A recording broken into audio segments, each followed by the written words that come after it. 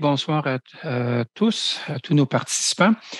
Il me fait plaisir, excusez-moi, de présenter nos deux présentateurs, nos deux conférenciers émérites ce soir. Le premier sera Dr. André Roussin, qui est spécialiste en médecine interne et qui pratique au CHUM.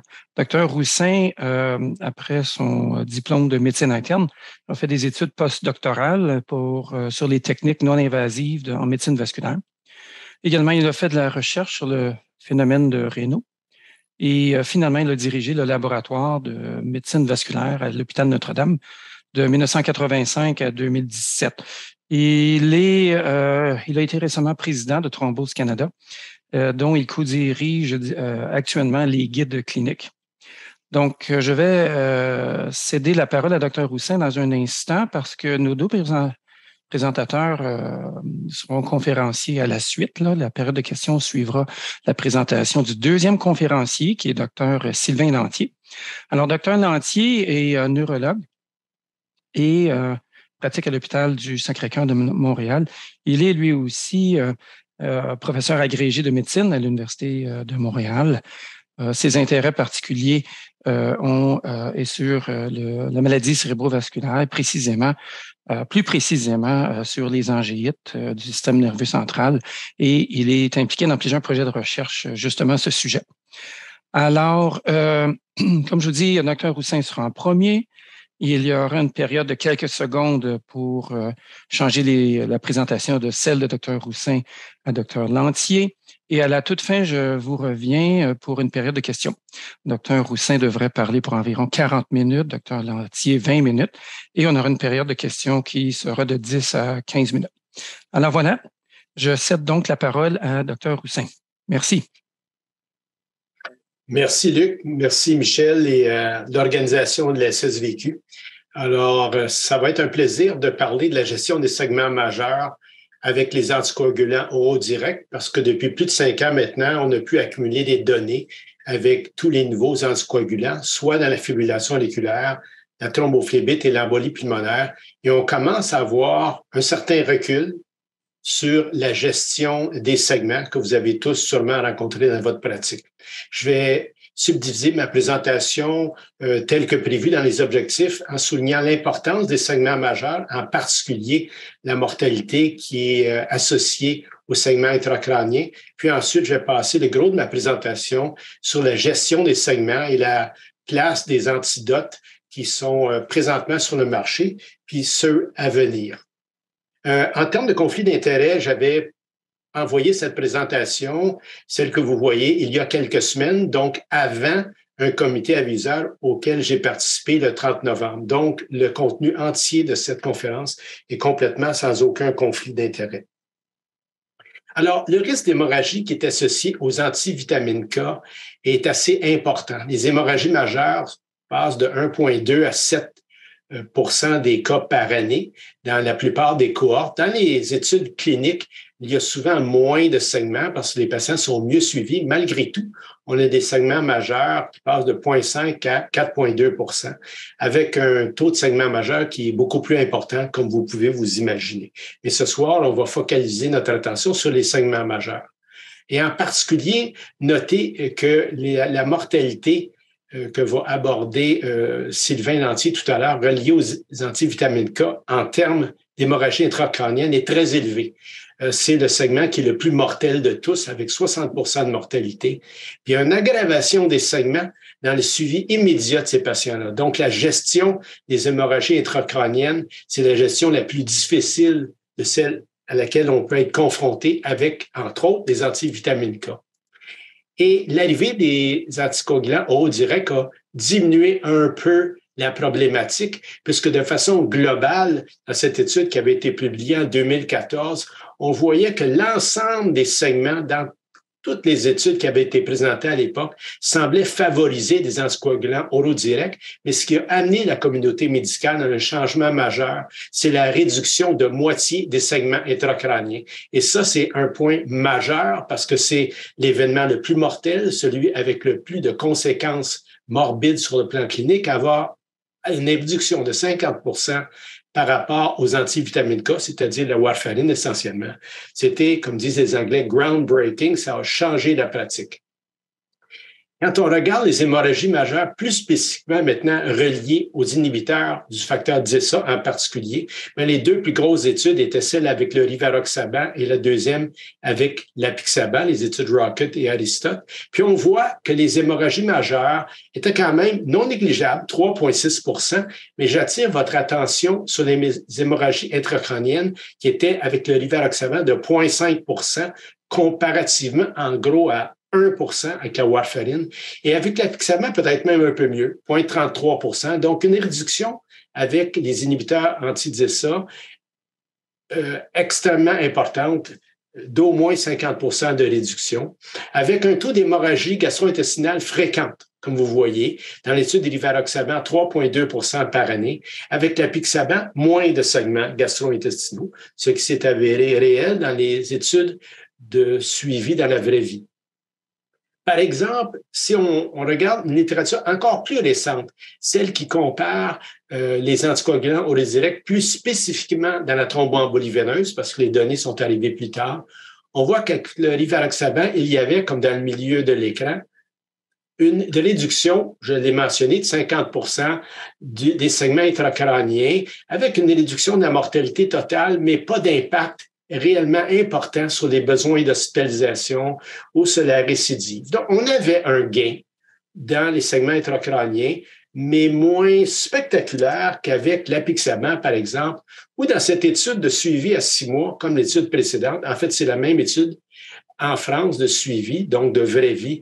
On voit, encore une fois, une diminution, comme dans l'étude clinique, une réduction de 60 % des segments intracrâniens, mais aussi une réduction des segments reliés aux hospitalisations, aux segments gastro-intestinaux et finalement même à la récidive thromboembolique. Raison pour laquelle, avec les années, l'apixaban est devenu maintenant la molécule de choix pour beaucoup de cliniciens dans la fibrillation auriculaire d'abord, puis plus récemment dans la thrombophlébite. Donc, une réduction des événements, mais pas une disparition des événements. Et si on regarde maintenant selon le site de segment, on voit que ce soit avec le rivaroxaban ou l'apixaban, une part importante des segments, peut-être surtout avec le rivaroxaban, reliés au système gastro-intestinal, les hémorragies hautes ou basses, avec une part des hémorragies autour de 10 % dans les deux cas de segments intracrâniens et autres segments qui peuvent être, par exemple, rénaux ou au niveau de plaie, peu importe. Et plus récemment, avec l'édoxaban, on a des chiffres semblables, c'est-à-dire des taux d'hémorragie majeure, comme vous le voyez, qui étaient de 3,6 % avec le rivaroxaban, 2,1 avec l'apixaban et 2,75, donc semblable un petit peu, avec l'édoxaban. On a moins de données détaillées avec l'édoxaban parce que la molécule est plus récente, puis les études aussi. Maintenant, si on regarde plus spécifiquement avec les molécules qui ont été le plus étudiées et publiées à date, les segments qui nécessitent une hospitalisation, donc toujours le taux d'hémorragie majeure de 3,3 % par année, autrement dit 3,3 sur 100 patients année. On voit que les hémorragies gastro-intestinales prédominent, bien sûr, presque le 2/3, dans des sièges critiques, mais surtout, j'attire votre attention, en pathologie intracrânienne, on a 10 % des événements, ce sont les pires. Donc, ça vous donne une idée de l'ampleur des segments de façon générale. Si on regarde plus spécifiquement une cohorte de patients atteints de cancer, la plus belle cohorte est probablement celle plus récente de l'apixaban à l'étude Caravaggio. On voit que les segments majeurs en présence de cancer ne sont pas augmentés. Il y a une tendance à la diminution, mais il n'y a pas de différence. Donc, que le patient ait ou non un cancer, les avantages des anticoagulants uridirects sont présents.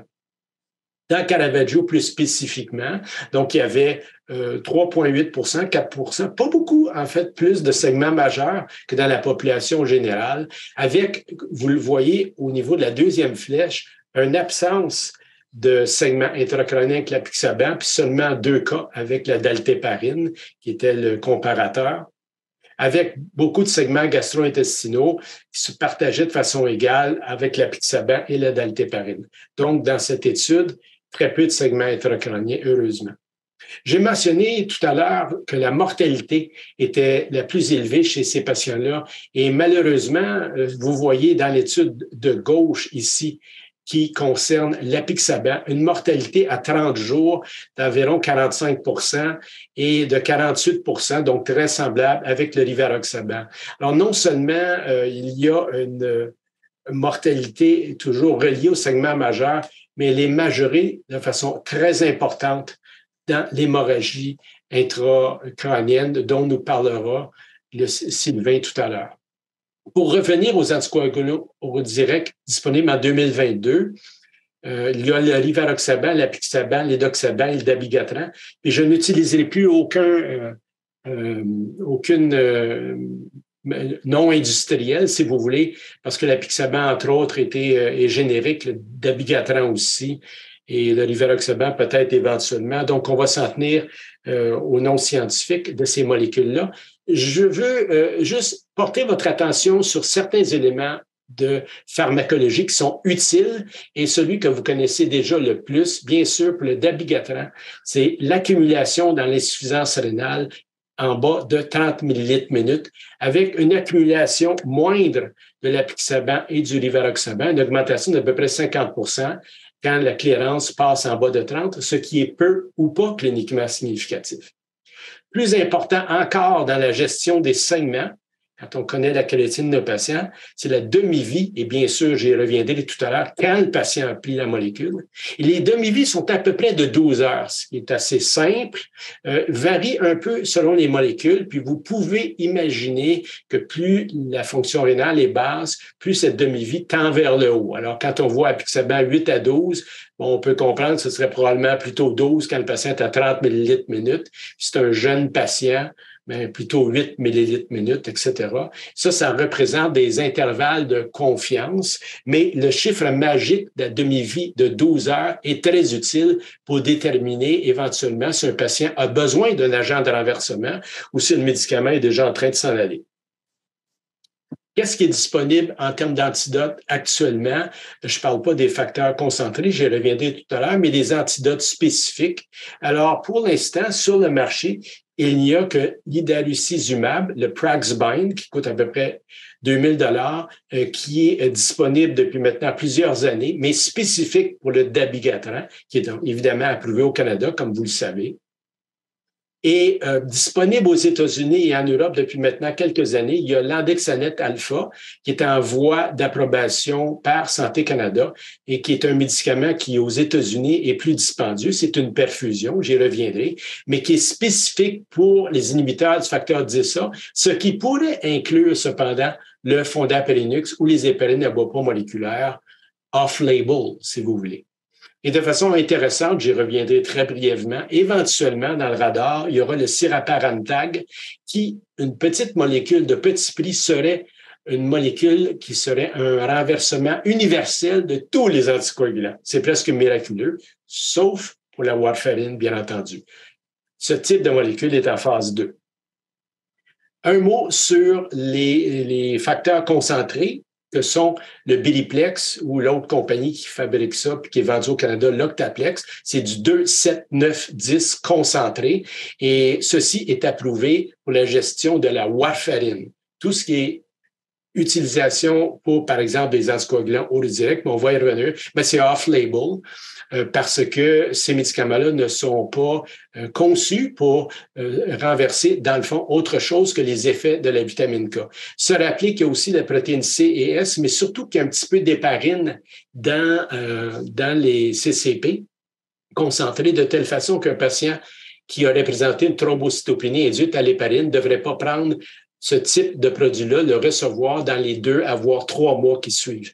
Heureusement, les thrombocytopénies induites à l'héparine ne sont pas chroniques et s'amenuisent au bout de 2 à 3 mois. C'est le type de produit sanguin peu dispendieux à 500 $ environ l'unité qu'on peut donner à raison de plusieurs unités aux patients dont on veut renverser l'effet de la warfarine, ce qui n'est pas le sujet de ce soir. Donc, pour le dabigatran, brièvement, parce que c'est déjà quelque chose de bien connu, le Praxbind est disponible à peu près partout.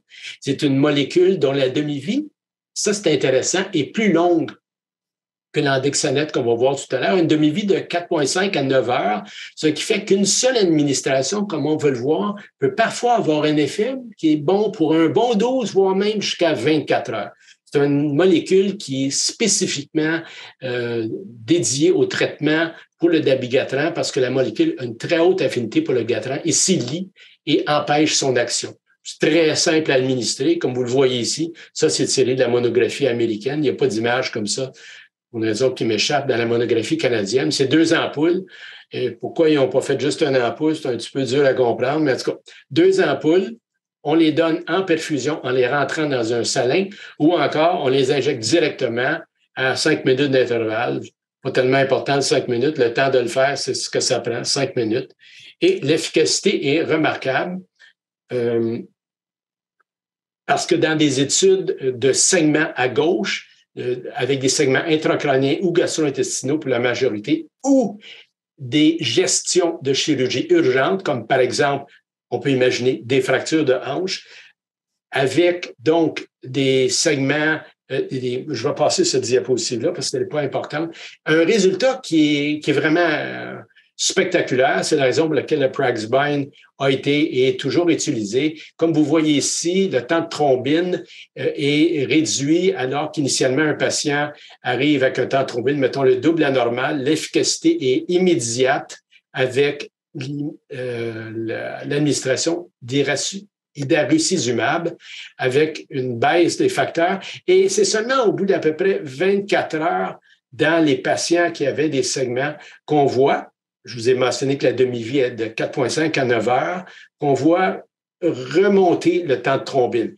Mais pendant ce temps-là, le dabigatran a lui-même une demi-vie de 12 heures. Ça fait qu'au bout de 24 heures, on est déjà rendu à 25 % d'activité du dabigatran. Donc, une efficacité qui peut durer jusqu'à 24 heures, mais pas nécessairement plus. Un patient qui continuerait de saigner, il faut considérer une deuxième dose. Dans le groupe de patients qui a été étudié dans Reverse AD suite à des traumatismes ou des chirurgies urgentes, les résultats sont faire un peu plus attention parce qu'il y a des outliers, comme diraient nos amis anglophones, en ce sens que ça fonctionne pour à peu près 24 heures, mais il y a certains patients qui échappent à ça. Donc, c'est pas nécessairement un traitement parfait, mais on va considérer, vu l'ensemble des données, qu'il s'agit d'un excellent agent de renversement pour les patients qui sont encore sous dabigatran.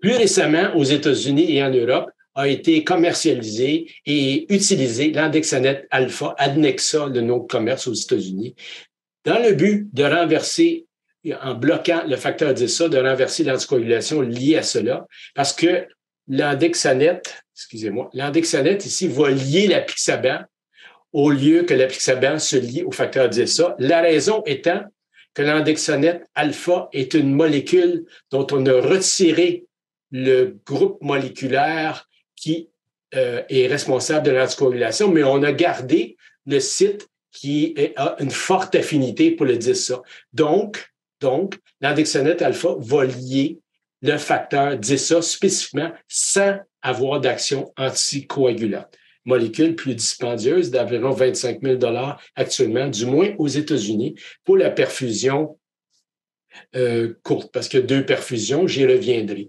Il y a eu des études cliniques de phase 2, bien sûr, comme d'habitude, phase 3 et 4, qui ont permis de déterminer surtout le bénéfice hémostatique de cette molécule. Nous y venons tout de suite. La première de ces études avait été publiée dans New England en novembre 2015, où l'andexanette par Deb Siegel de McMaster, Mark Rother, enfin une équipe canadienne dont on peut être très fier, avait démontré un renversement de l'activité anti-10A. Et la conclusion de l'étude, je vais la lire avec vous, l'andexanette renversait l'action anticoagulante de l'apixaban et du rivaroxaban chez des patients en santé plus vieux pendant quelques minutes, dans les minutes qui ont suivi l'administration et la durée de l'infusion, parce que la durée de l'infusion, contrairement au Praxbind qui n'a pas d'infusion, est de 2 heures. Et vous voyez ici à gauche l'efficacité hémostatique sur l'activité anti-10A de l'apixaban et à droite du rivaroxaban. puis vous constatez une efficacité immédiate de la perfusion pour faire diminuer l'activité anti-DISA.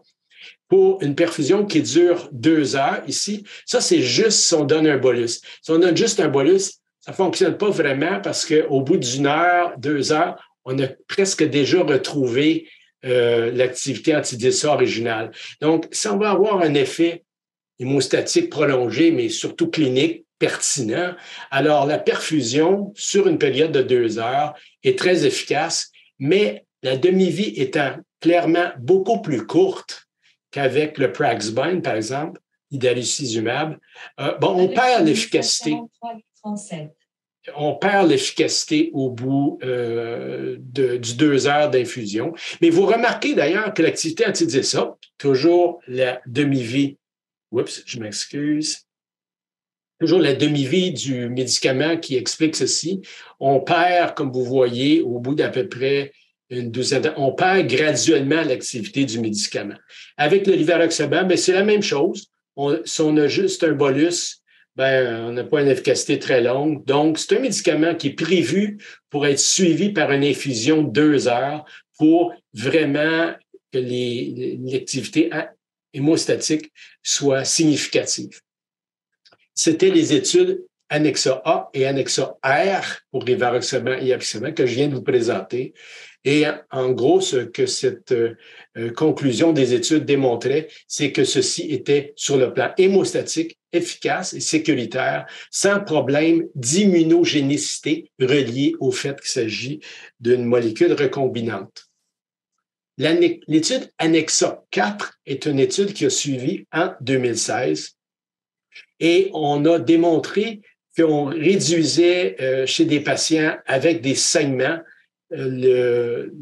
l'activité anti-DISA. Donc là, on est rendu en phase 3, non pas chez des patients sains comme l'étude précédente, mais chez des patients malades pour voir s'il y a une activité anti-DISA qui fonctionne. Puis comme vous le voyez, à la fin du bolus et de l'infusion, il y a une réduction de l'activité anti-DISA.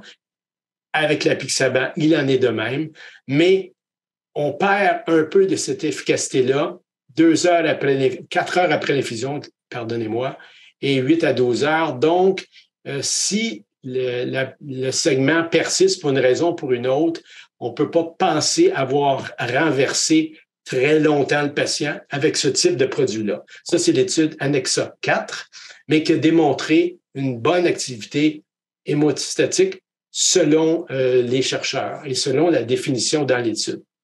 Ceci a été rapporté en 2019, encore par Stuart Conley, Toronto, Mark Rauter, John Eckelboom et les co-chercheurs, et qui a démontré qu'on avait donc l'efficacité que l'on voulait rechercher. Et ce que l'on a cherché ici, c'est voir l'activité anti-DISA, mais aussi l'effet hémostatique tel que défini dans une étude. Donc, pas juste l'effet anti-DISA, mais l'effet global sur l'hémostase, et ce, à 12 heures. Je passe le détail de la perfusion, mais je veux juste vous montrer que c'est un petit peu plus compliqué qu'avec le dabigatran, où on a juste, avec l'idarucizumab, juste 2 ampoules à donner. Là, ça dépend. Alors, si le patient est sous apixaban ou qui a reçu du rivaroxaban il y a longtemps, c'est la petite perfusion. C'est à 25 000 aux États-Unis.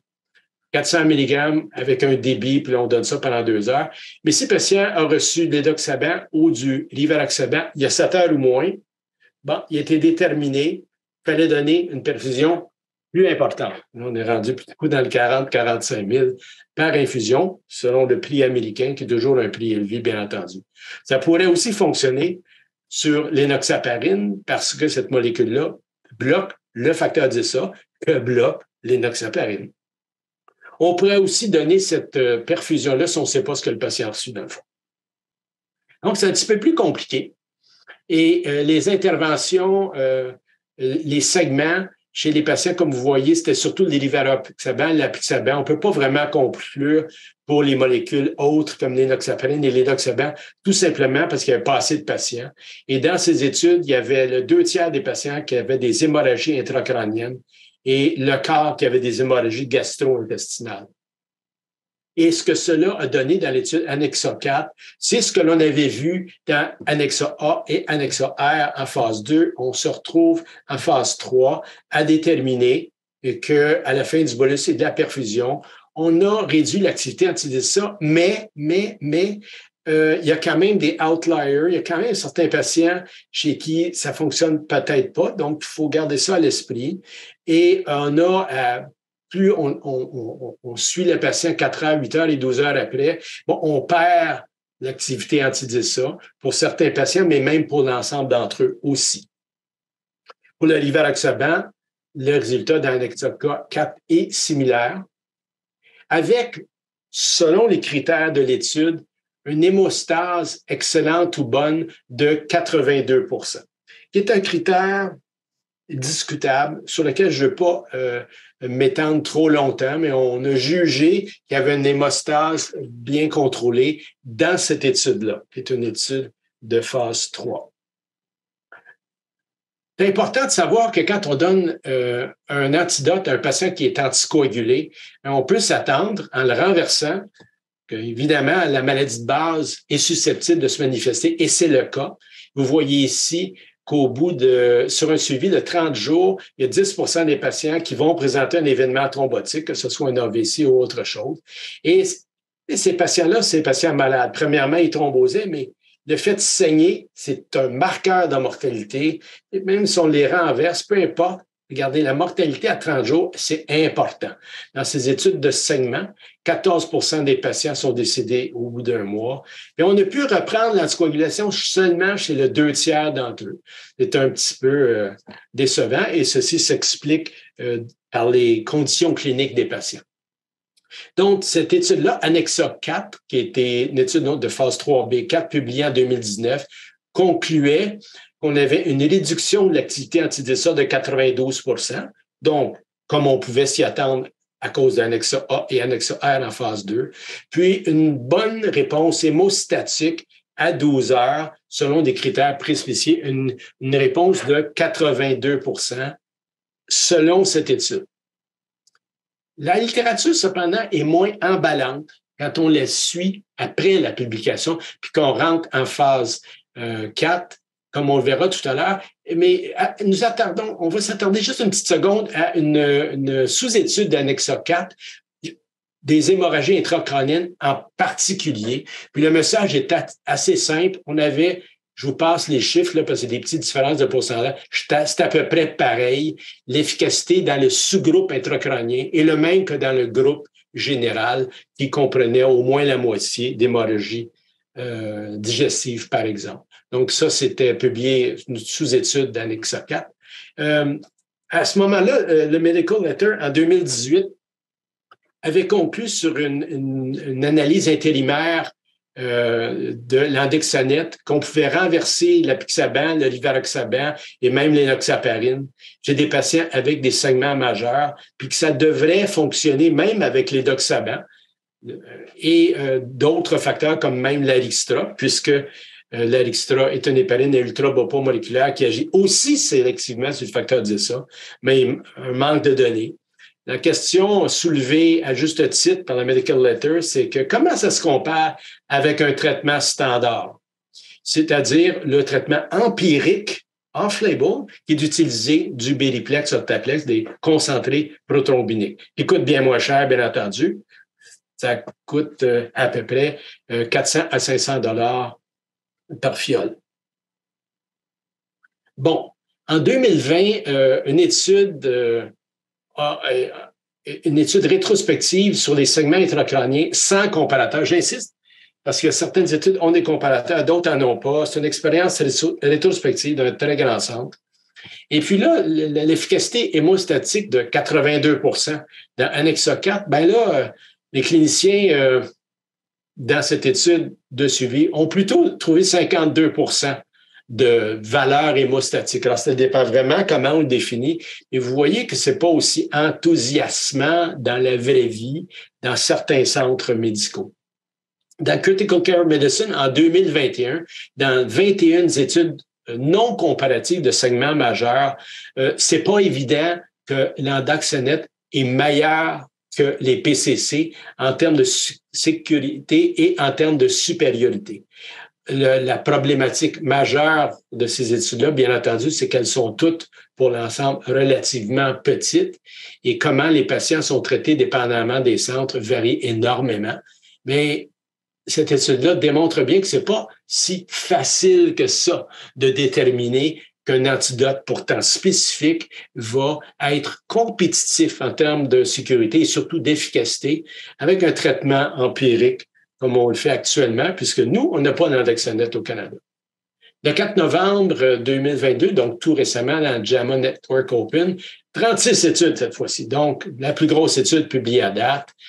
Et la conclusion est la suivante. En absence de critères, d'études comparatives, c'est très difficile de faire une différence en efficacité entre l'Andexanet et les autres traitements conservateurs. Donc, encore une fois, ça, c'est sobering un tout petit peu, comme diraient encore une fois les anglophones. Puis si on regarde le détail, bon, l'anticoagulation semblait à peu près pareil que ça soit avec des PCC ou que ça soit avec l'Andexanet alpha.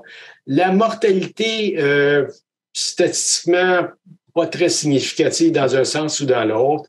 Et finalement, les événements thromboemboliques, peut-être un peu mieux, mais comme vous voyez, rien de spectaculaire sur le plan comparatif.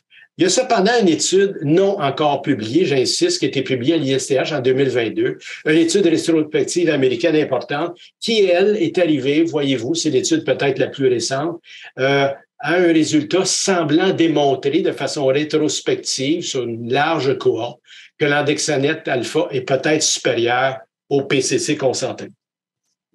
Ce qui fait que l'étude la plus importante est à venir et débutée.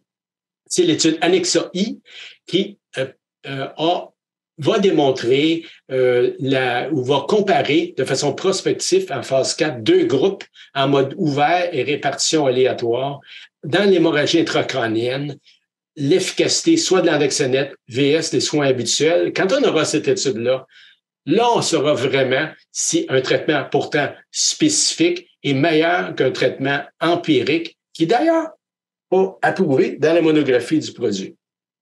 2 mots sur le siraparantag. C'est un inhibiteur universel, toute petite molécule, qui peut renverser par un mécanisme d'action chimique, donc en s'attardant sur une petite molécule, se lie aux molécules chargées négativement comme l'héparine, se lie aux molécules neutres par des liens hydrogènes.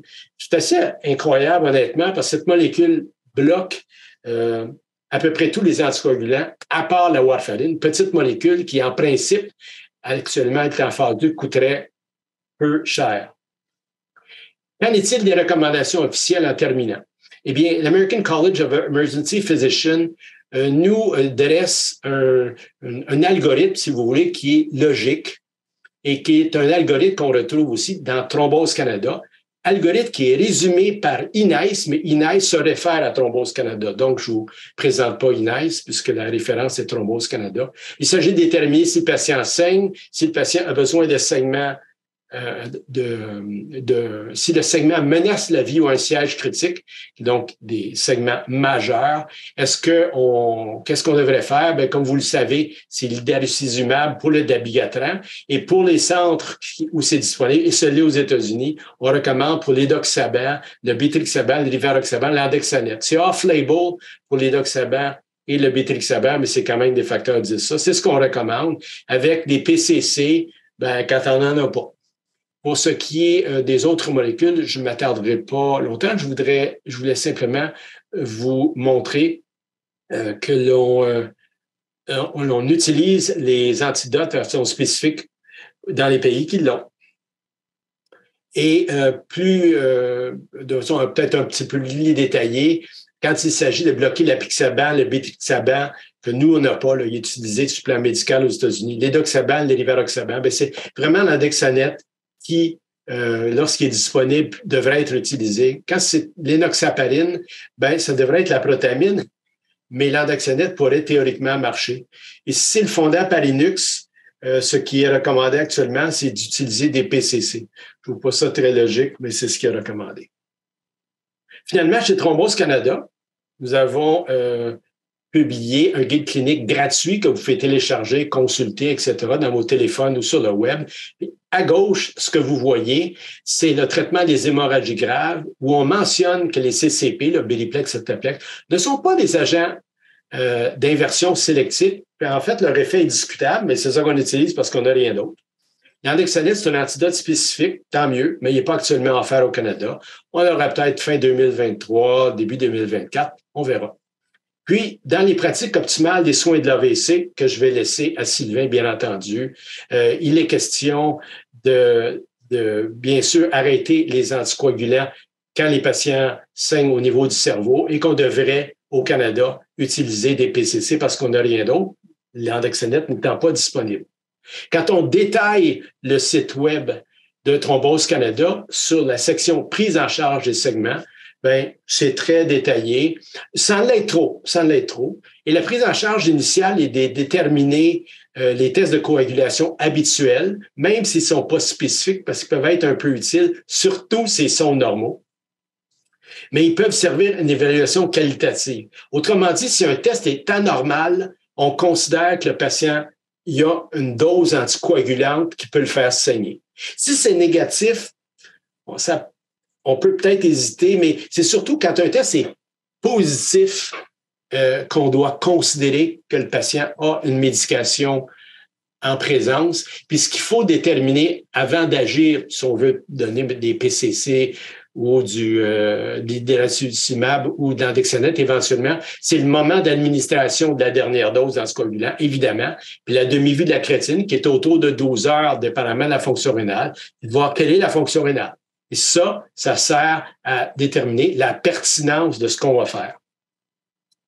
Et les tests de coagulation que je mentionnais, comme par exemple le tauprotrombine ou le PTT ou TCA, les valeurs normales de tauprotrombine ne permettent pas vraiment d'écarter un effet anticoagulant. Alors, si le segment saigne, même si le PTT sont normaux, si le segment est majeur et met en danger la vie du patient, on va considérer qu'il y a peut-être du médicament en circulation. Ça, c'est si vous voulez, le message à tenir de ces tests-là.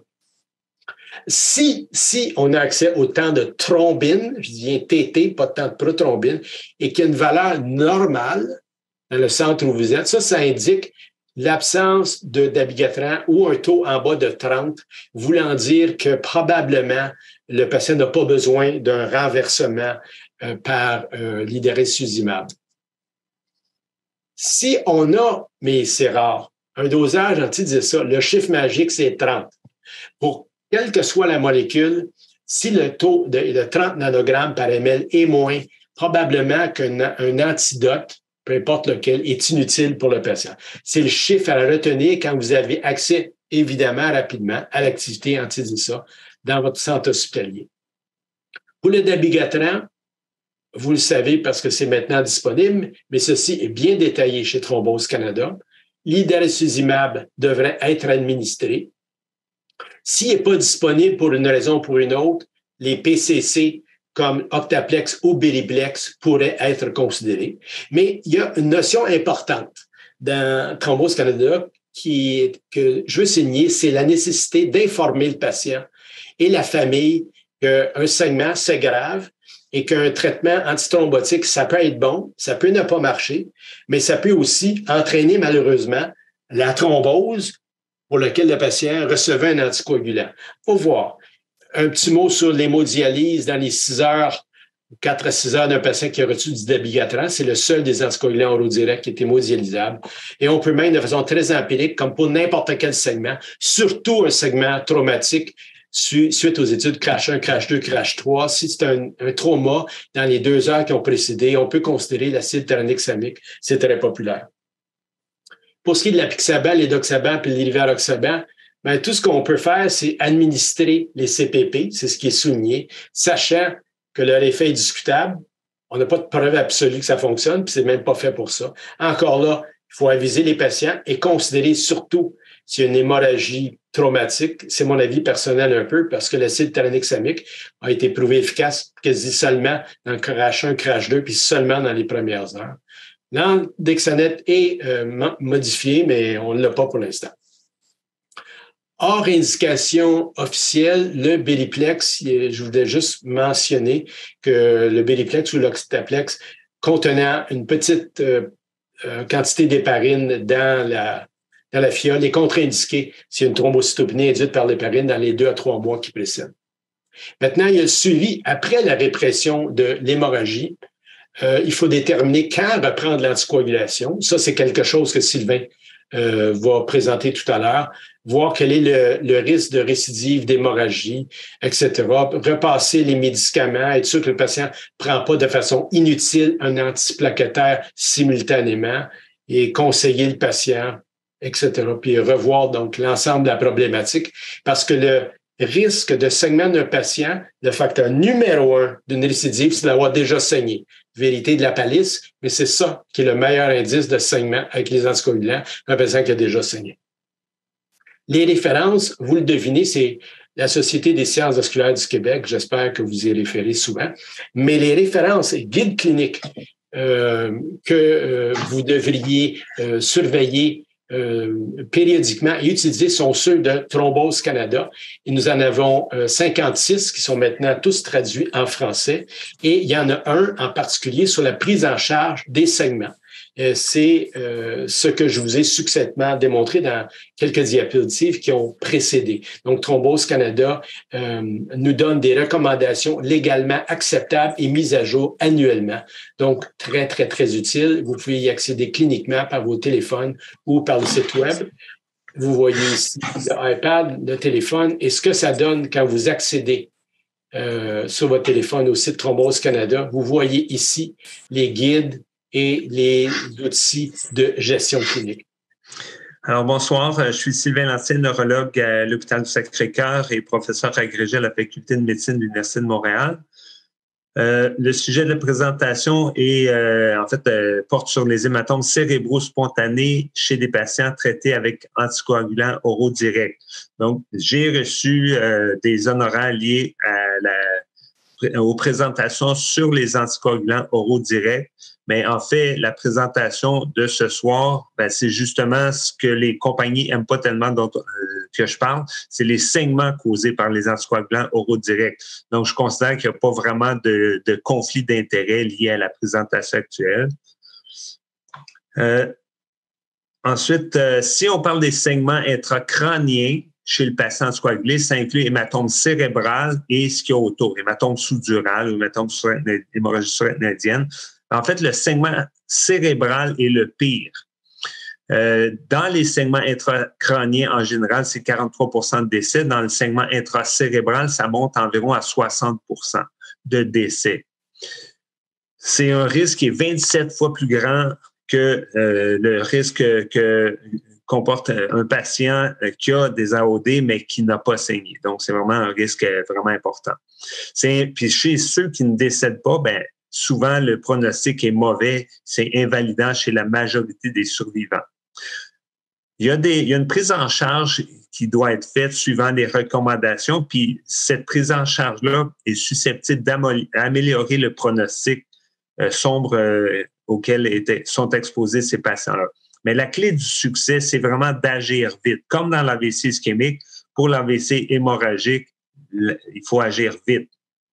Alors, parlant de vitesse, durant les 20 prochaines minutes, je vais couvrir les objectifs suivants. Évaluer et traiter immédiatement en phase aiguë, éviter le ressaignement, réduire les autres complications, les complications autres que le ressaignement, reconnaître les indications chirurgicales et décider quand on peut reprendre un traitement antithrombotique. Ce n'est pas tous les cas, mais il y a certains patients chez qui on pourra le faire. Dr Roussin a parlé du traitement antithrombotique.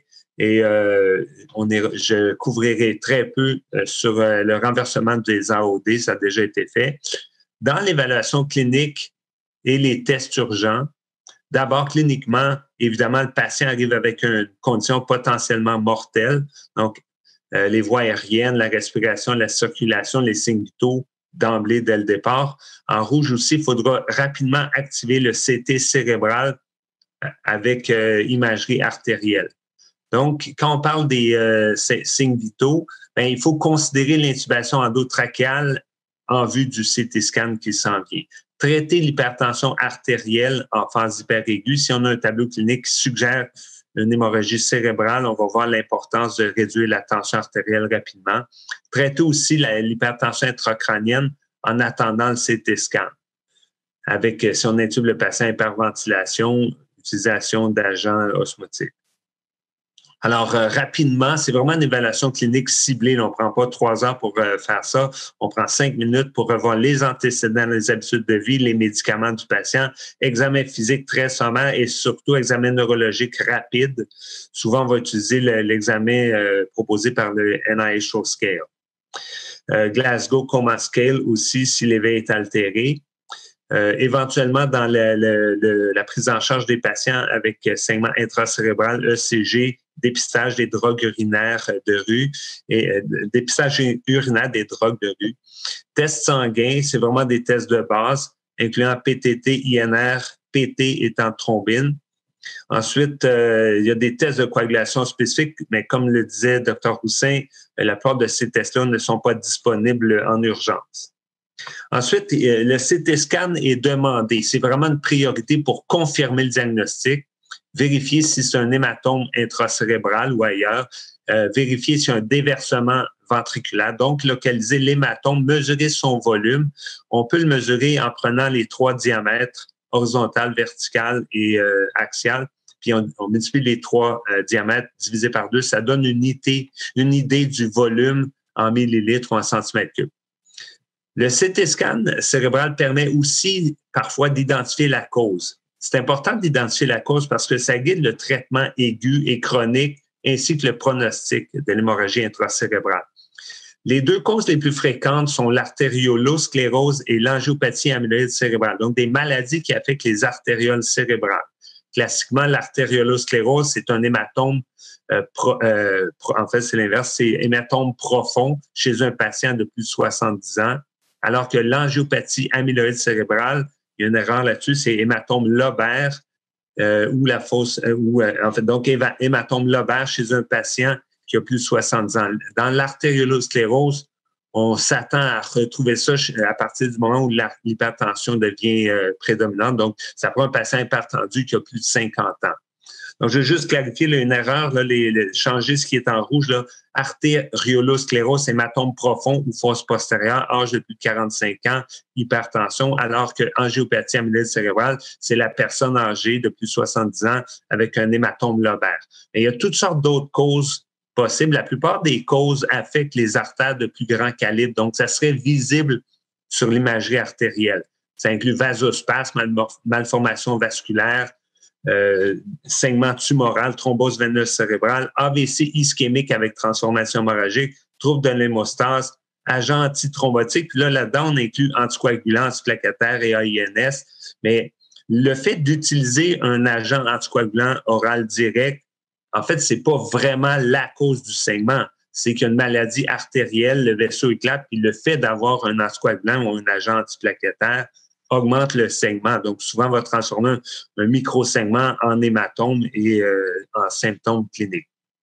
Puis aussi des symptômes liés à la grossesse. Donc, l'évaluation rapide du patient nous permet de guider un peu, nous orienter un peu sur une cause suspectée. Là, par exemple, si on a un patient avec un cancer, bien évidemment, il faut penser à saignement tumoral. Si sur le CT scan, on voit de l'édème assez important alors que le saignement vient d'arriver, on peut penser que la tumeur était associée à un édème cérébral, puis il y a eu une hémorragie par la suite.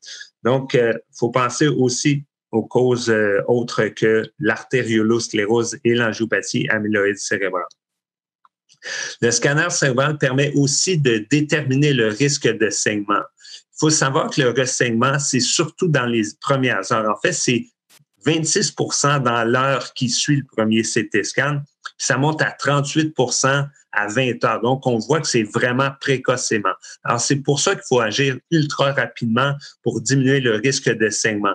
C'est intéressant de savoir aussi que le ressaignement est très rare après 24 heures post-CT scan cérébral. Quels sont les marqueurs de risque de ressaignement?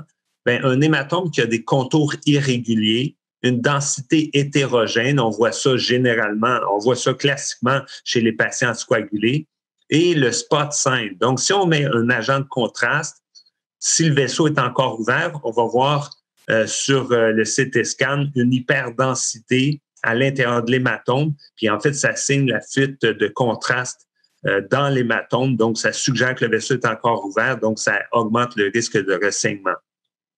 Finalement, le CT scan cérébral permet aussi de déterminer s'il y a un risque de complications qui peut survenir dans les premiers jours post-saignement, incluant hydrocéphalie, édème cérébral et hernie. Quand on fait un scan en voyant l'ensemble du tableau, on doit penser qu'il est bénéfique, qu'il peut être utile et qui est fréquemment utilisé de répéter le scanner à l'intérieur des 24 premières heures post-saignement, en particulier pour exclure un ressaignement. Et c'est surtout chez les patients qui sont à risque d'hydrocéphalie, édème et hernie qu'on va vouloir répéter le CT scan cérébral, surtout si le patient a un déficit sévère, donc un examen neurologique qui est déjà sévèrement handicapé. Donc, c'est dur de détecter une détérioration quand le patient a déjà une condition neurologique grave.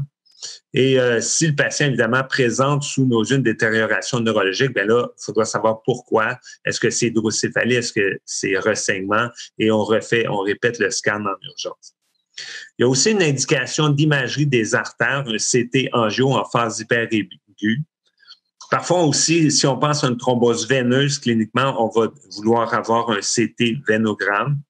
Donc, s'il y a un contexte qui suggère une cause autre qu'une angiopathie amyloïde cérébrale ou une artériolosclérose, donc un patient, par exemple, qui n'est pas connu pour l'hypertension, qui a un hématome lobaire avant un âge de 70 ans ou un hématome profond ou dans la fosse postérieure avant un âge de 45 ans, ou bien un hématome profond dans la fosse postérieure âgé de 45 à 70 ans, mais sans hypertension, à ce moment-là, le CT angio est recommandé. Donc, quand ça ne marche pas, quand le tableau clinique ne va pas avec une artériolosclérose ou bien avec une angiopathie amyloïde cérébrale, il faut certainement considérer l'utilisation d'un CT angio.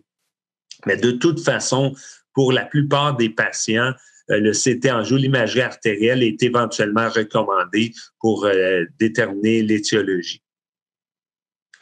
En fait, il y a aussi des tests d'imagerie complémentaires. L'IRM cérébral n'est pas utilisé au Canada, en tout cas dans le contexte de saignement hyperaigu, mais éventuellement, l'IRM cérébral est utile pour confirmer une angiopathie amyloïde cérébrale. Donc, le patient qui a un saignement lobaire, on peut voir des micro-saignements lobaire ou c'est ailleurs que dans l'hématome qui a amené le patient à l'urgence. Et on peut retrouver aussi des évidences de sidérose corticale, donc des saignements sous-arachnoïdiens à la haute convexité. Dans le contexte d'artériolosclérose, ce qu'on s'attend à voir, c'est des micro-saignements profonds ou dans la fosse postérieure, plus souvent que lobaire, des lacunes, parce que l'artériolosclérose ne donne pas uniquement des hémorragies cérébrales, mais aussi des RVC lacunaires et une leucorayose. Donc, ces patients-là, chez qui on pense à une atteinte artériolaire, on fait une IRM pour confirmer le diagnostic. Mais dans le fond, tout hématome cérébral dont la cause reste inconnue est une indication d'IRM cérébral. Finalement, l'angiographie par cathéter, c'est plutôt rare. Ce test-là est recommandé chez les patients qui ont un saignement exclusivement intraventriculaire, donc pas de saignement intracérébral, ou les patients chez qui l'hématome cérébral demeure inexpliqué après toutes les études d'imagerie dont j'ai discuté. Puis si on reste toujours sans explication, on peut répéter le test 3 à 6 mois après l'hémorragie pour identifier une cause. Par exemple, une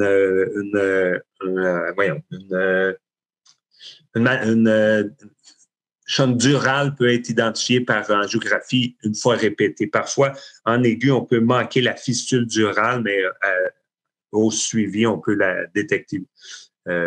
Donc, ça peut être une indication quand on n'a pas identifié de cause de répéter l'angiographie par cathéter, mais c'est vraiment une minorité de patients.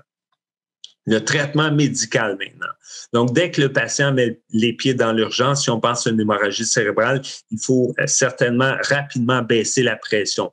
Donc, on recommande dans les lignes directrices de baisser la pression dans les 2 heures post-saignement et atteindre la cible en dedans d'1 heure. Une fois qu'on a atteint la cible, il faut vraiment éviter des variations brusques de la tension artérielle systolique parce que quand la tension s'élève, c'est à ce moment-là qu'il y a des ressaignements.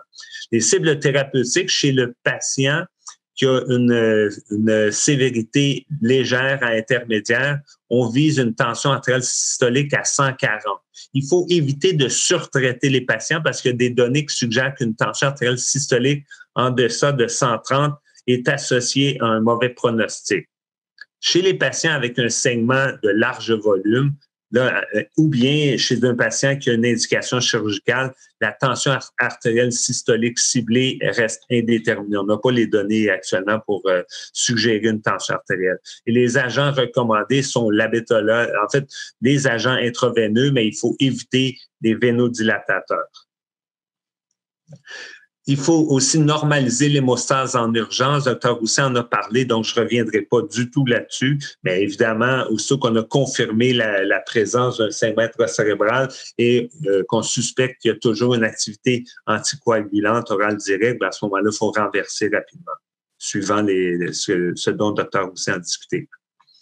Ensuite, si un patient a un anticoagulant oral direct, mais aussi un agent antiplaquettaire, il y a des études il y a au moins une grande étude qui a testé l'utilité de transfuser des plaquettes, mais finalement, l'étude a démontré que c'était pas bénéfique de donner des plaquettes chez un patient qui a un agent antiplaquettaire. On va renverser l'anticoagulant oral direct, mais il n'est pas indiqué d'utiliser des agents antiplaquettaires, sauf si le patient est destiné à une chirurgie. À ce moment-là, ça vaut la peine de renverser l'effet antiplaquettaire, ou bien si le patient a une thrombocytopénie significative.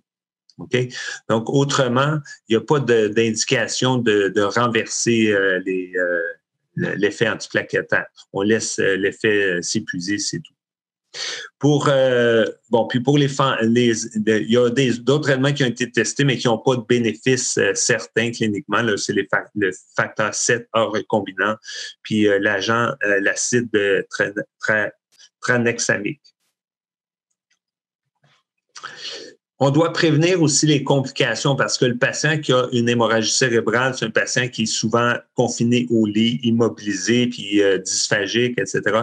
Donc, le patient bénéficie certain d'une admission à une unité d'AVC où le personnel sait prévenir et reconnaître les complications. On pense à une dysphagie, donc une pneumonie d'aspiration. Ça serait important d'évaluer la déglutition du patient avant de permettre une alimentation orale. Il faut éviter hypo- et hyperglycémie. Donc, un monitoring de la glycométrie et un traitement des problèmes de glycémie. Il faut surveiller les infections, en particulier mesurer la température et traiter la fièvre parce que la fièvre elle-même augmente le dommage cérébral. Il faut vérifier s'il y a des évidences cliniques d'infection puis investiguer et traiter les infections. Globe vésical, c'est quelque chose qui est souvent négligé chez les patients avec AVC ischémique ou hémorragique. C'est pas une mauvaise idée là, de faire une échographie vésicale pour vérifier que le volume post-mictionnel ou le volume aléatoire est à l'intérieur des valeurs normales. Une vessie normale, ça doit certainement contenir moins que 500 millilitres. Puis en post-mictionnel, généralement, chez quelqu'un en bonne santé, c'est en bas de 50 millilitres, mais on peut tolérer des volumes plus grands, par exemple jusqu'à 250 millilitres post-mictionnel. Mais après ça, il faut certainement faire ce qu'il faut pour éviter un dommage vésical. Arythmie ou ischémie cardiaque, donc monitoring pour au moins 24 à 72 heures selon les lignes directrices. Puis plaies de décubitus, dans les unités d'AVC, les patients sont mobilisés pour éviter les plaies de pression. Thrombose veineuse, en prévention, mobilisation précoce, compression pneumatique intermittente aux 2 membres inférieurs. On peut débuter la thromboprophylaxie veineuse en dedans de 24 à 48 heures post-saignement. Si c'est un saignement stabilisé, on peut y aller avec une thromboprophylaxie. Il n'y a pas de bénéfice démontré pour les bas élastiques. Donc, avant d'anticoaguler en thromboprophylaxie, on utilise la compression pneumatique intermittente aux 2 membres inférieurs. Pour ce qui est du traitement de la thrombose veineuse, si elle est présente, donc on pourra anticoaguler après 1 à 2 semaines post-traitement. Avant ça, on va utiliser un filtre de la veine cave inférieure. Pour les convulsions, parfois, les médecins veulent prévenir des convulsions en disant « Oui, mais il y a déjà une condition neurologique grave, on n'est pas pour laisser une convulsion. » En fait, il n'y a pas d'indication de donner des agents antiépileptiques, sauf dans certaines circonstances. Premièrement, il faut faire un monitoring EEG si le patient a un état d'éveil altéré ou fluctuant qui est inexpliqué, ou bien si cliniquement, évidemment, on voit de l'activité épileptique. On va utiliser un traitement anti-épileptique lorsqu'il y a une manifestation clinique épileptique ou bien chez le patient qui a une activité épileptique allégée puis il y a un état d'éveil altéré qui ne nous permet pas de suivre s'il y a des manifestations cliniques. Autrement, chez un patient qui n'a pas d'activité épileptique et un état d'éveil normal ou à peu près, ou bien s'il n'y a pas de manifestation clinique d'épilepsie, il n'y a pas d'indication d'utiliser un agent anti-épileptique en prévention. En dépression, anxiété, il y a un dépistage qui est recommandé après la phase aiguë en utilisant des outils validés, mais les antidépresseurs sont contre-indiqués en l'absence de dépression. Okay? Parce qu'il y a moins de dépression, mais il y a plus de fractures chez les patients qui utilisent les antidépresseurs. Donc, on va utiliser les IRSS uniquement sur une dépression modérée à sévère en association, évidemment, avec la psychothérapie. Maintenant, pour le traitement chirurgical, ça, c'est un aspect important, évidemment, mais pour lequel, malheureusement, il n'y a pas beaucoup de données dans la littérature, pas beaucoup de données solides. En fait, il y a 2 interventions qui sont un peu plus solidement démontrées, mais on va en parler. Mais la majorité des interventions chirurgicales qu'on peut faire sont relativement peu supportées par la littérature. Donc, une des 2 interventions, c'est l'hydrocéphalie chez un patient qui a une altération de l'état d'éveil. À ce moment-là, la dérivation ventriculaire externe est démontrée bénéfique sur la mortalité et peut améliorer aussi le pronostic fonctionnel. Ça, c'est une des 2 interventions qui est démontrée utile. Chez un patient qui a une hypertension intracrânienne, mais qui n'est pas due à une hydrocéphalie, à ce moment-là, il n'y a pas lieu de dériver le liquide céphalorachidien et la prévalence de ça est incertaine. Évidemment, si on a une hémorragie cérébrale volumineuse, cliniquement ou logiquement, il y a une hypertension intracrânienne associée. L'indication de mettre un moniteur de pression intracrânienne est possible pour les Glasgow Coma Scale Scores de 8 ou moins. On peut utiliser des agents hyperosmolaires pour abaisser la pression intracrânienne, mais ces agents-là l'efficacité de ces agents-là est maximale en phase hyper aiguë qu'on vient de l'utiliser, c'est-à-dire dans les premières 24 heures qu'on utilise l'agent. Après ça, finalement, l'osmolarité est assez équilibrée entre le parenchyme et les vaisseaux sanguins, puis il n'y a pas tellement d'appel d'eau additionnel.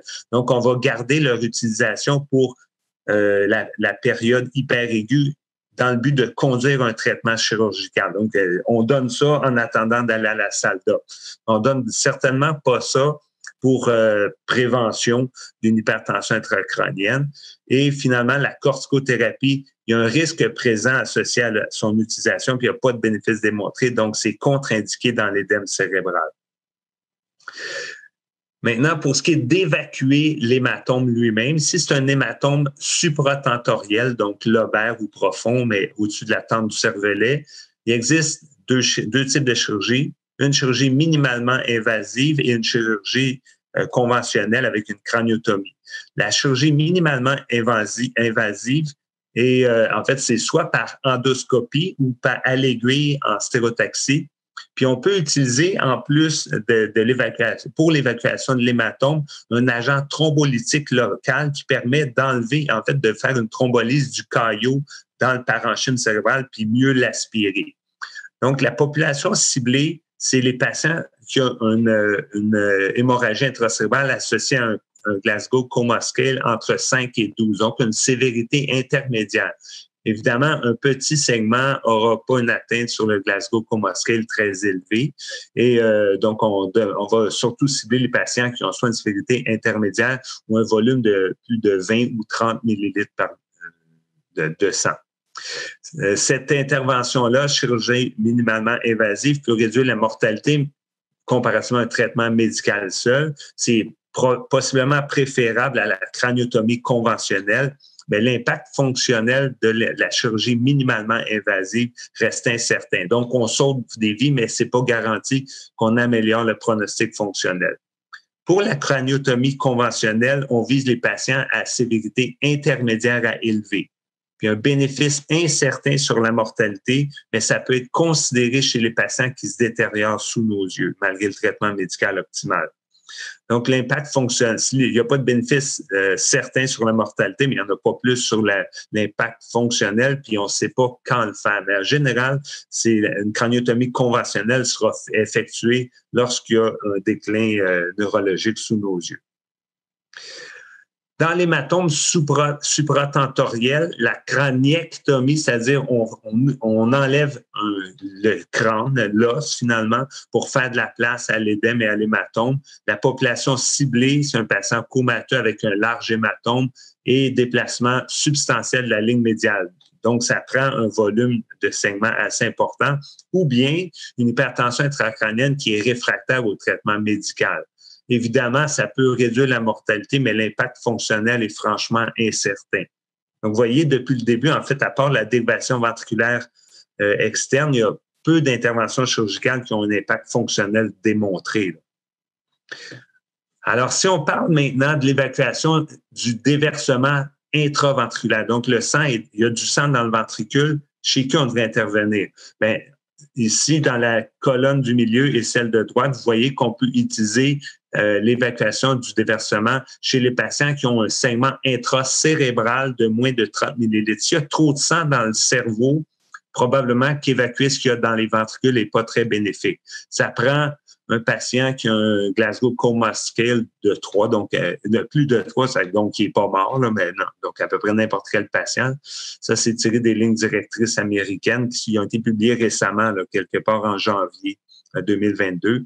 Puis, on peut y aller simplement par drainage intraventriculaire ou bien par avec thrombolyse ou bien par neuroendoscopie où est-ce qu'on rentre une caméra puis on va aller évacuer le sang qu'on va voir. Et vous voyez, dans la dernière rangée au bas, à part la dérivation ventriculaire externe, toutes les interventions chirurgicales restent avec peut-être un bénéfice fonctionnel, mais c'est franchement incertain. Même pour ce qui est de la navigation par neuroendoscopie, le bénéfice d'utiliser cette approche-là reste incertain. Si on va maintenant pour l'évacuation d'un hématome cérébelleux, ça, c'est l'autre indication claire pour réduire la mortalité. On va utiliser le drainage d'un hématome cérébelleux lorsque le volume est de plus de 15 millilitres ou bien chez un patient qui a une hydrocéphalie à cause d'une compression des ventricules ou même pire encore, qui a une compression du tronc cérébral ou qui a une détérioration neurologique sous nos yeux. Donc ça peut être on enlève l'os, on évacue l'hématome cérébelleux, puis il y a une réduction certaine de la mortalité, mais le bénéfice fonctionnel, lui aussi, est incertain. En général, on pense qu'il y a quand même un bénéfice à faire la procédure. Le niveau de soins, ben vous voyez que ça prend pas beaucoup de points si on utilise le score ICH pour finalement arriver à des taux de mortalité vraiment élevés. Si on a un score ICH de 3, on est déjà à 72% de mortalité, puis 4 et plus, bon, on est presque à 100% de mortalité. Donc, ce score-là inclut le score Glasgow, le volume intracérébral de 15 millilitres, la présence d'un saignement intraventriculaire, la présence, oui ou non, de saignement infratentoriel, puis la personne de plus de 80 ans. Bon, il y a des points pour chacun de ces items-là. Puis quelqu'un qui a un score de 3, 4, 5 ou 6, ben là, c'est sûr que la mortalité devient vraiment importante. Ça ne sert pas à déterminer, OK, il ne faut rien faire puisque la mortalité est élevée, mais ça sert certainement à guider la discussion avec les proches ou avec le patient. La réadaptation, il est recommandé de faire de la réadaptation rapidement dans l'AVC. Mais ici, il y a des données qui suggèrent qu'une réadaptation faite en dedans de 24 heures peut être associée à un décès augmenté, probablement par ressaignement, en particulier chez les patients qui ont un anticoagulant oral direct. Donc, c'est recommandé de débuter précocement, mais après les 24 premières heures post-saignement, puis rapidement transférer le patient stabilisé vers un centre de réadaptation. La prévention secondaire. Là, il s'agit d'évaluer le risque d'hématome récidivant, de saignement récidivant versus quel est le risque de ne pas reprendre l'anticoagulant oral direct. Alors, quels sont les marqueurs de risque d'hématome récidivant? Âge avancé. La race, c'est pas vraiment un facteur pertinent. Alors, vous voyez que les hazard ratios sont quand même assez bas. L'antécédent d'un hématome cérébral, bien, le fait d'avoir saigné, évidemment, c'est le plus important marqueur de récidive. La cause aussi, vous voyez ici, l'angiopathie amyloïde cérébrale, 7,4 % par année, alors que l'artériolosclérose, les saignements profonds ou bien dans la fosse postérieure, 1,1 % par année. Alors, si on considère un patient qui a une angiopathie amyloïde cérébrale versus quel est le risque d'événements ischémiques dans la fibrillation auriculaire non anticoagulée, c'est souvent du même ordre de 6-7 %. Donc, il y a peut-être un bénéfice chez des patients à plus haut risque d'événements ischémiques, mais chez les patients avec angiopathie amyloïde cérébrale et faible risque ischémique, probablement que c'est pas une indication d'anticoaguler. Au contraire, les patients avec artériolosclérose, c'est lié à l'hypertension artérielle. Le fait de traiter la pression, bien, ça diminue davantage le risque de ressaignement. Puis c'est un risque qui est quand même assez bas. Donc, en général, on va réanticoaguler ces patients-là. Donc, les autres marqueurs de ressaignement, c'est l'hypertension incontrôlée, peu importe la cause, mais en particulier, évidemment, dans l'artériolosclérose, puis la polipoprotéine E2, epsilon 2 ou epsilon 4. Ça, c'est rare qu'on le teste. On doit comparer ça avec le risque ischémique. Dans la fibrillation auriculaire, c'est le CHA2DS2 score qui nous donne ça. Puis on doit aussi considérer les autres événements ischémiques comme des événements coronariens. Il faut réduire le risque d'hématome récidivant. Moi, le score Hasblet, j'utilise beaucoup pour me rappeler qu'est-ce qui fait que ça saigne. Contrôler la pression artérielle, c'est important pour prévenir les événements ischémiques, mais aussi les événements hémorragiques, évidemment. Vérifier s'il n'y a pas des agents ou des situations qui affectent la fonction rénale ou hépatique, mais surtout rénale. Par exemple, éviter les AINS. Traiter la cause des saignements. Si on a une cause identifiée, en plus de l'utilisation de l'AOD, bien, traiter la cause. Puis surtout, comme le soulignait Dr. Roussin, éviter la combinaison d'agents antithrombotiques s'il n'y a pas d'indication. Donc, un patient coronarien stable n'a pas besoin d'avoir un agent antiplaquettaire dans la majorité des cas. Il faut réduire le risque d'événements ischémiques récidivants en contrôlant les facteurs de risque pertinents, considérer aussi les autres approches, les approches autres qu'un traitement antithrombotique. Par exemple, dans la fibrillation auriculaire, on peut certainement considérer la fermeture de l'appendice auriculaire gauche et le timing pour reprendre l'anticoagulation. Mais dans la majorité des patients, on n'a aucune idée, il n'y a aucune étude qui nous dit quand on doit commencer l'anticoagulation. Ce qu'on sait, c'est que dans la valve mécanique, ce qui est recommandé, c'est débuter au jour 6. Dans la fibrillation auriculaire, les lignes directrices nous suggèrent que c'est généralement semaine 7 à 8. En pratique, moi, souvent, on commence avant ça. Une fois qu'on le sait que le saignement est arrêté, puis stabilisé, puis le sein est en train de résorber, on va commencer. Mais les lignes directrices recommandent 7 à 8 semaines post-saignement. Donc, si on conclut l'hématome cérébral, on voit que la prise d'AOD complique les choses. Il faut renverser, parce que évidemment, l'hémorragie intracérébrale est une condition potentiellement fatale, 60 % de décès. Donc, il faut renverser l'agent anticoagulant oral direct lorsqu'il y a encore un effet. Il faut, en phase aiguë, la prise en charge inclut normaliser l'hémostase, baisser la pression, considérer intuber le patient, stabiliser médicalement.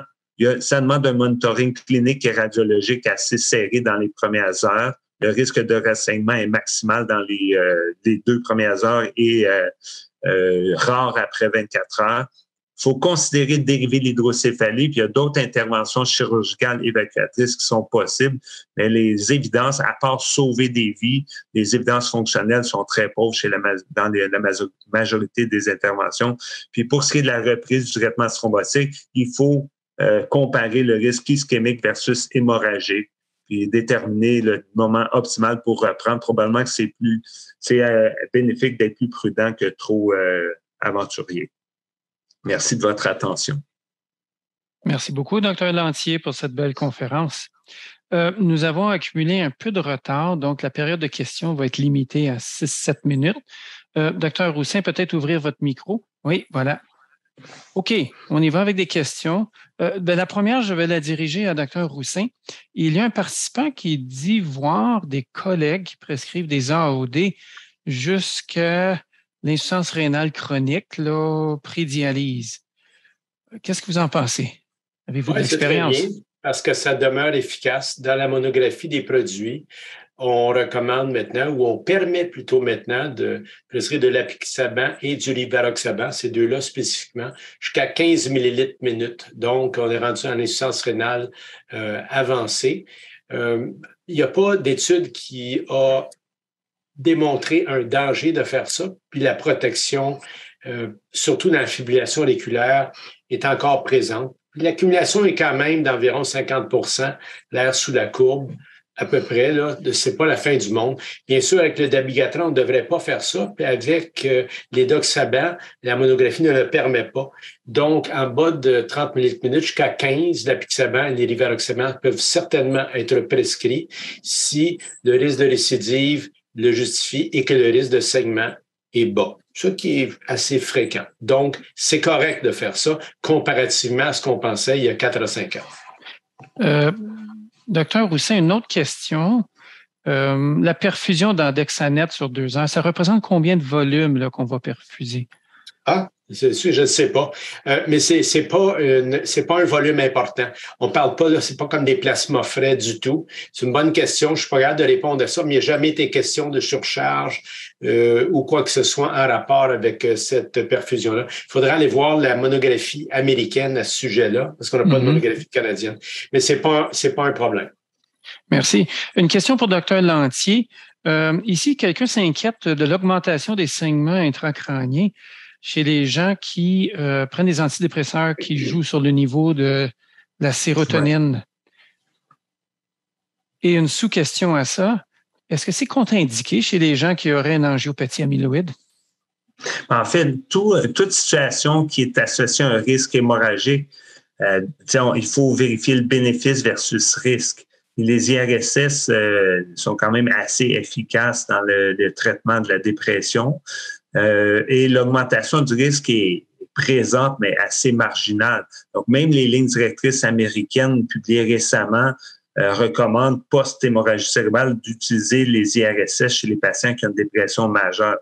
Donc, ici, c'est une question de mesurer le risque et bénéfice. Mais dans la phase aiguë d'AVC, s'il n'y a pas de dépression majeure, comme je le disais, il n'y a pas d'avantage à utiliser une IRSS au cas que le patient soit des signes de dépression parce que ça augmente le risque de fracture. L'hypothèse était que ça accélérait la récupération, mais finalement, il y a une augmentation du risque de fracture qui fait que c'est contre-indiqué. Une autre question pour Dr. Roussin. Quelqu'un me dit qu'il voit des saignements arriver à la salle d'urgence où il travaille et ce sont principalement des gens sous le Syntron. On n'a pas parlé de Syntron ce soir. Qu'est-ce que vous en pensez? Le Syntron, c'est un antivitamine K presque plus utilisé. C'est moins que 1% des prescriptions au Québec. C'est l'équivalent de la warfarine. La demi-vie n'était pas exactement la même, mais l'effet sur les vitamines K fait que ça ne change pas grand-chose. La raison pour laquelle le Syntron ou acénocoumarone, le nom générique, était prescrit, était le fait qu'il y avait peut-être moins de perte de cheveux qu'avec la warfarine. C'était la seule raison de prescrire du Syntron. Donc, je suis même surpris d'entendre ça parce que moi, ça fait une éternité que je n'ai pas vu des patients sous acénocoumarone ou Syntron. Je suis surpris. Je partage votre opinion, là. Une question ici pour Dr. Lantier, c'est intéressant. Vous avez parlé des indications chirurgicales, donc on doit consulter le neurochirurgien. Et l'intervenant ici, le participant nous dit que sa relation avec les neurochirurgiens n'est pas tellement bonne, ils ne veulent pas souvent opérer. Est-ce que ça arrive, ça, dans votre pratique? C'est sûr que en fait, en neurochirurgie, comme vous avez vu, il y a peu d'indications démontrées. Là. Donc, c'est une question d'enthousiasme, probablement. Là.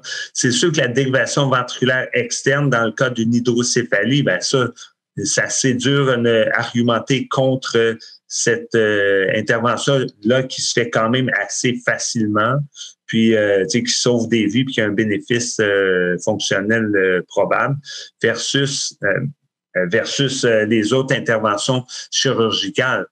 Parfois, on voit, moi, des fois, je vois des patients transférés d'autres centres hospitaliers, un patient dément, puis finalement, ils ont décidé de faire une chirurgie minimalement invasive.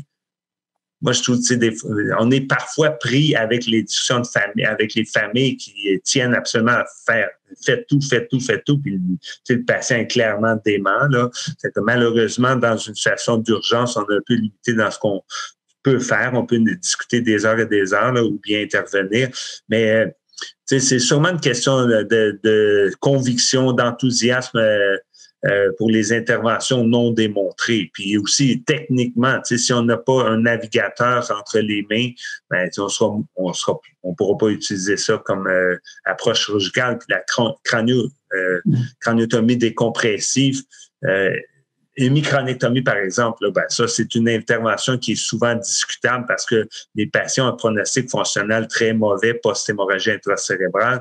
Si on est rendu à l'hémicraniectomie, ben, souvent, les chirurgiens vont dire, écoute, là, on va faire survivre un patient pour le placer dans un centre d'accueil avec un niveau de soins élevé. Ça fait qu'effectivement, ça peut être très discutable. Mais si on regarde les lignes directrices dont j'ai parlé, là, tout ce que j'ai discuté vient majoritairement des lignes directrices les plus récentes, là, publiées ce mois-ci. Puis le niveau d'évidence reste quand même faible.